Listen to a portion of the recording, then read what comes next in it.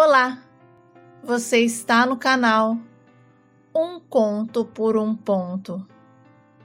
Eu te convido a curtir, a comentar, a compartilhar e se inscrever no nosso canal. Johnny e eu colocamos toda a nossa força e energia na nossa oficina eletrônica. Ter o nosso próprio negócio era um sonho. E quando fomos mandados embora, decidimos que era o melhor momento para dar esse passo tão importante em nossas vidas. E demos. Naquela época, as oficinas eletrônicas eram muito procuradas, diferentemente de hoje. Nós vivíamos no auge desse mercado e o Johnny conseguia lidar com tudo. Ele dominava todos os aspectos de reparação eletrônica, uma habilidade que herdou do meu sogro. Afinal, habilidades em consertar estava no sangue da família, onde todos os homens eram hábeis técnicos em eletrônica. E o Johnny não ficou de fora. E quando ficamos conhecidos como a melhor oficina da nossa cidade, o meu marido contratou mais 2 técnicos. E felizmente a gente viu nosso sonho criar forma. O Johnny decidiu cursar engenharia eletrônica e, como sempre, o apoiei.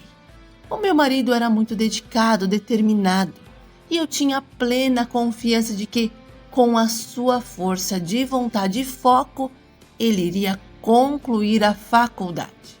Foi nesse tempo que eu recebi a visita de uma jovem em busca do seu primeiro emprego. Ela veio acompanhada da avó, que era a sua responsável. E desde o primeiro momento me simpatizei com ela. A Flávia era simpatia em pessoa, muito prestativa, atenciosa, e ela se encaixou perfeitamente na vaga. Assim como eu, o Johnny também ficou impressionado com a nova funcionária. Ela aprendeu tudo rapidinho. A Flávia estudava de manhã e começava a trabalhar às 13 horas. Mas ela era muito responsável, nunca chegava atrasada e estava sempre disponível para ajudar em tudo, até mesmo para pagar as minhas contas pessoais no banco. A garota insistia para ir, afirmando que uma mulher grávida não deveria ficar andando sozinha, e eu apreciava o carinho que ela tinha com a gente. O tempo passou e o meu filho caçula, o Samuel, nasceu, e quando eu voltei para a nossa oficina eletrônica, a Flavinha começou a falar comigo de um jeitinho estranho, onde todo homem que entrava ela dizia: "Ele olhou para você", ou então insistia para eu dizer que algum homem era mais bonito que o Johnny. E depois ela virou para o lado do meu marido. E aí, meu bem, o meu termômetro de raiva acionou. E eu fui começando a não achar mais graça nela, e pior, foi o clima que ficou entre nós quando ela disse para o Johnny que eu estava velha e de bucho caído, e simplesmente riu, uma risada tão malvada que eu senti medo. E a partir daí comecei a ficar de olhos bem abertos com ela. Sabe, eu percebi que a Flávia sempre insinuava que o meu marido era bonito demais para mim. E um dia chamei o Johnny para uma conversa séria e perguntei por que ele não repreendia a menina. Ele disse que ele não sentia maldades nela e a Flávia era apenas uma jovem aprendendo sobre a vida. E eu achei aquilo um absurdo. Aprender sobre a vida machucando os outros. E cansei daquela palhaçada. E comentei com meu marido que ia demitir a Flávia. E ele disse que eu podia fazer o que achasse melhor e deixou tudo por minha conta. E na segunda-feira, assim que ela chegou na oficina, chamei a Flávia para o meu pequeno escritório e disse que ela não fazia mais parte do nosso grupo de funcionários. E a Flavinha, que eu tanto gostava, fez pouco caso e respondeu que eu estava fazendo um favor para ela, porque trabalhar para pobre era como pedir esmola para dois. E em seguida saiu batendo a porta. Nossa, eu fiquei horrorizada com o comportamento daquela garota. E pior, foi a afronta que ela fez no dia que ela veio receber o que era por direito. A Flávia não olhou nos meus olhos, não me deu bom dia. Ela pediu para eu ser rápida, que ela estava indo para uma entrevista de emprego. E para não atrapalhá-la, eu fiz tudo rapidinho. Ela pegou tudo que era dela, enfiou na bolsa e quando ultrapassou o balcão, ela virou para mim e disse com toda a força da sua alma que eu não iria ficar com o Johnny e que eu era uma bruxa mandona, e afirmou que a pior coisa que aconteceu na vida dela, segundo ela mesma, foi me conhecer. Sabe, para não dar mais pano para a manga, não respondi nada, o que a irritou ainda mais. E foi aí que o Johnny precisou falar firme com ela e pedir para a garota procurar o rumo dela e não aparecer mais na nossa frente. E a Flávia saiu batendo o pé e me xingando. E depois que ela se foi, o clima na nossa oficina ficou muito mais tranquilo. No entanto, quando eu pensei que finalmente teríamos paz, começaram as ligações. Inicialmente, atendíamos e não havia resposta do outro lado da linha. Em seguida, começaram os xingamentos, com alguém dizendo que o meu casamento era uma farsa e que o meu marido amava outra pessoa. E aquilo foi me causando um estresse, uma ansiedade, sabe? Um medo de ouvir aquela voz. Então, parei de atender o telefone na oficina. E quando fiz isso, as ligações começaram a ser feitas em nossa casa. Sabe, parecia uma perseguição constante.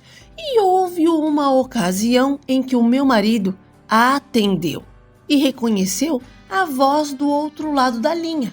E ele deixou claro que sabia quem era e alertou que se aquela palhaçada continuasse, as coisas ficariam feias para o lado dela.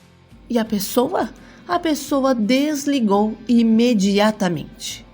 Ele olhou para mim e afirmou que aquilo só podia ser obra da nossa ex-funcionária e garantiu que a voz era da Flávia e propôs que fôssemos à sua casa na manhã seguinte conversar com a avó dela.